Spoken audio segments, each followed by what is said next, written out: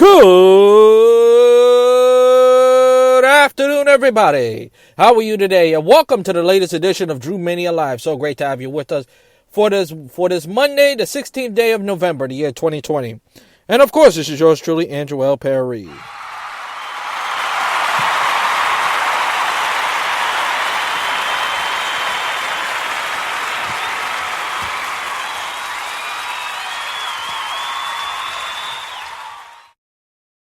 Thank you very much, as always, coming to you live and at you for the busy streets of New York City as I chat to you what is happening in the world of sports. Well, football's going on.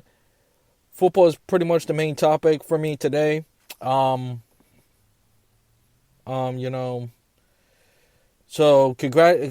want to send congratulations to Dustin Johnson for winning the Masters in November, But like I said, what a week! What a good week for the NFL. I'll get to it in a minute. Get to it in a minute. We'll get to the Bears and the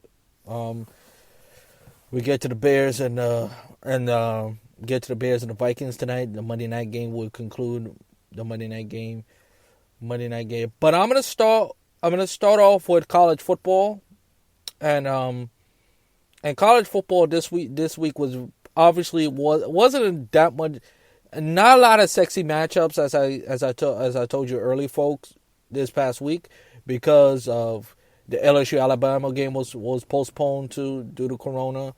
A lot of SEC games is canceled due to Corona, and as you expected, Several players has been hit due to coronavirus. The two biggest teams in the SEC, of course, LSU, Alabama. Pac-12 too. Not a lot of matchups that really could sink your teeth into. But I'm gonna start with the Michigan football, the University of Michigan football team, Michigan Wolverines, the college football, as they get shellacked. As they get destroyed 48-11 to the Wisconsin Badgers, the 11th team in the country. And I'm going to tell you right now, if you're Michigan, something has to give. If you're the athletic director of Michigan, something got to give. Something's got to change with this head coach, because what I've seen from Michigan, what I see from Jim Harbaugh, it's been lack of discipline. The defense has been the strength of this team since Jim Harbaugh got there. Has not been the defense that we know. They only won one game. They only won one game in week one, and then they got beat by Michigan State and got beat by they get beat by I forgot who was the team they got beat by. But this game that we saw last week,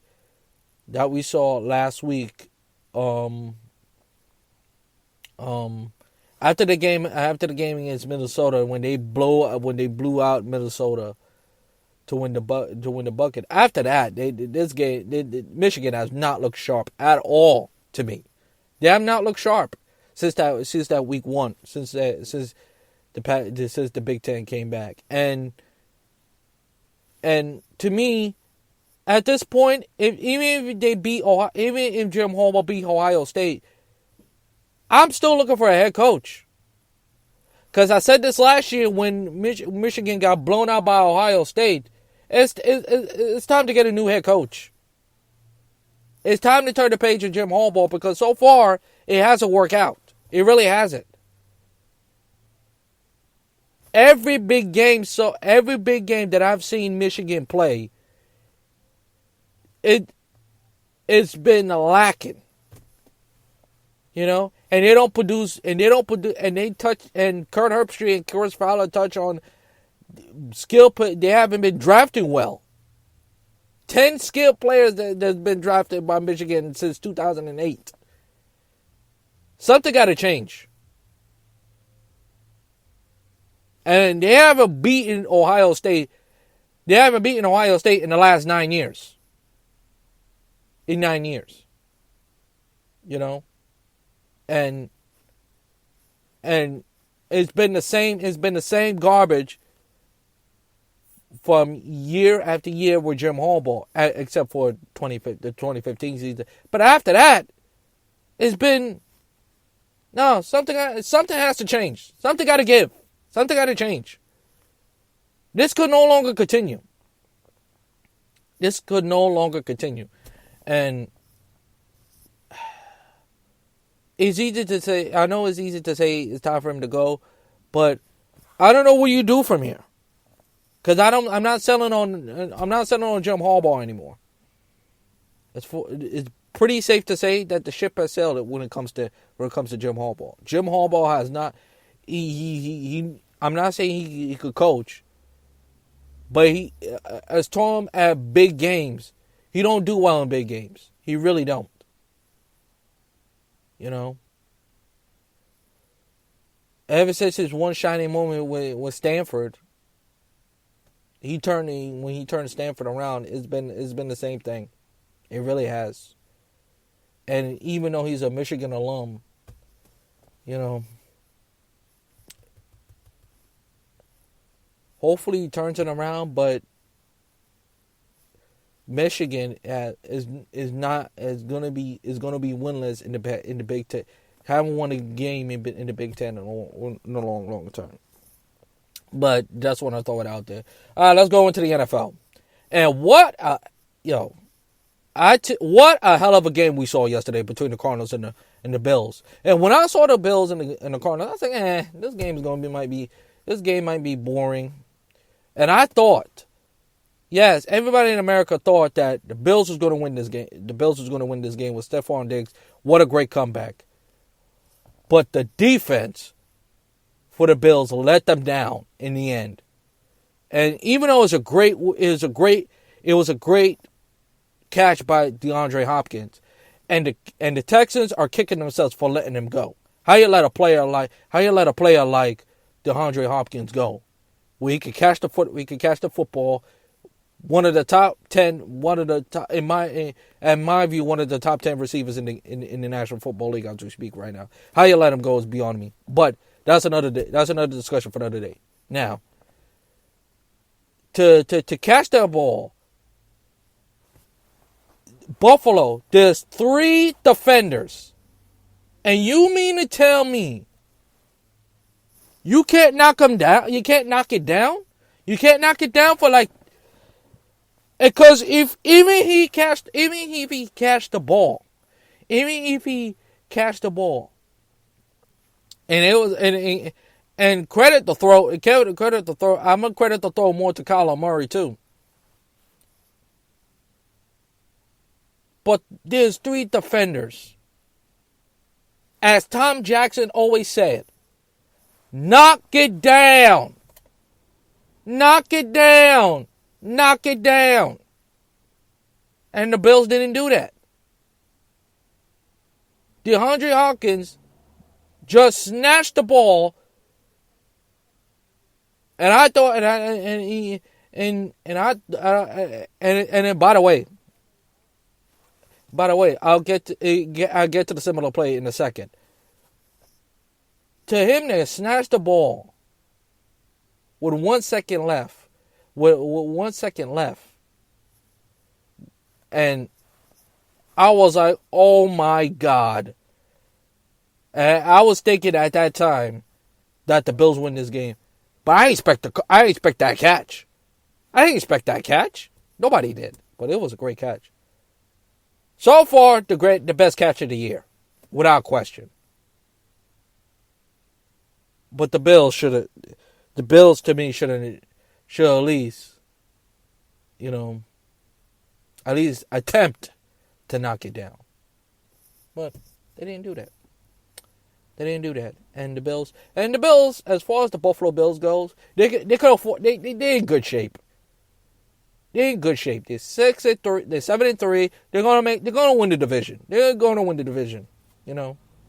The Bills show me time and time again they're a good football team. They showed me they're a good football team. Anyway, but the Cardinals, based on what I've seen for the NFC West, it's a 3-3-way tie. And that NFC East is going to be wide open. Wide open. It's going to be wide open. You know. The and the rest, let's go around the NFL. The Giants, a big win.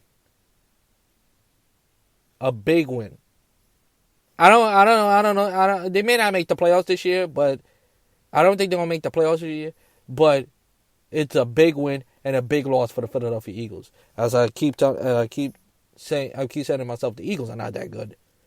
The Eagles are not that good, and the Giants to get their third win of the game and keep the lead this time. Keep the lead this time. You know, the Giants are playing. The Giants are not playing bad. The Giants have not been playing bad football.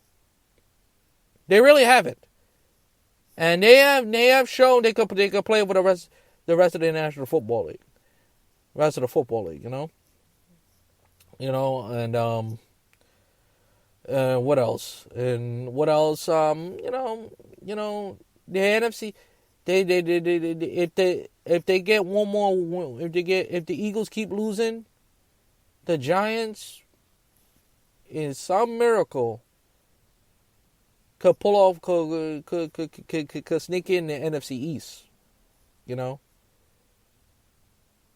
But they're gonna have to win. They're gonna have to win majority of their games. But the one thing you gotta like with the Giants, they are playing competitive football.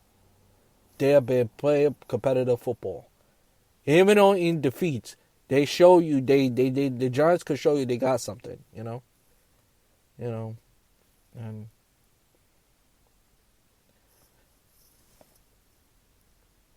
they show you they competitive, unlike the Jets, but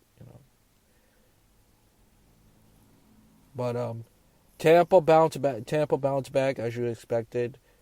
They expected. The Green Bay Packers are the class of the AFC, of the NFC right now. If the playoffs ended today, the Green Bay Packers will get home field advantage throughout the playoffs. As far as the Monday night, speaking of the NFC North, this is a big game for more. This is a big game for both teams. Because either game could switch directions on both teams. It could as I mentioned at the top of the show, could the Bears bounce back and get their sixth win of the year, so they could get a game ahead of as they chase the Green Bay Packers for the division. As for the Minnesota Vikings, with a win, they could get back in things in the wild card. Just one game win. So the Vikings are not completely dead yet, but it's not going to be easy as well. It's not going to be easy as well as we wrap up the second half for the most part. Really begins, because next week, the next 2 weeks, the next week and Thanksgiving is going to be about playoff position. After November, December, the NFL season is going to really start kicking in with positionings and so forth. And with that, that is going to do it for Drew Mania Live. Thank you so much again for listening.